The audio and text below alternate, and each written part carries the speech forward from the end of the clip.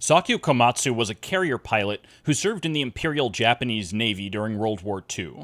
By 1944, he'd reached the rank of warrant officer, a pilot of a Nakajima torpedo bomber.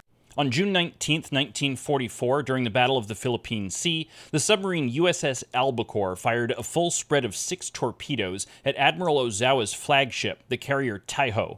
The torpedoes had to be fired by eye, as the Albacore's targeting computer had just failed, so only 2 of the torpedoes tracked true. Just after lifting off the flight deck, Komatsu saw the torpedoes streaking towards his admiral's ship, and without hesitation banked hard and dove straight into one of them, destroying it and himself. The second torpedo struck, rupturing 2 large tanks of aviation fuel, spreading dangerous fumes throughout the hangar decks. It also jammed the forward elevator in its lowest position, meaning the giant hole in the flight deck would have to be patched before any aircraft could be launched. An inexperienced damage control officer attempted to clear the fumes by turning the ship's ventilation system on full blast, but this just spread the flammable fumes throughout the rest of the ship.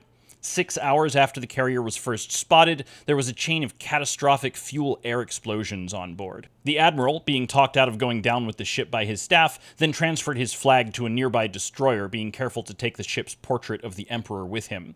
Shortly after, there was another series of explosions, and the most heavily armored carrier in the Japanese fleet sank just 3 months after it had been commissioned, taking 1,650 sailors with her.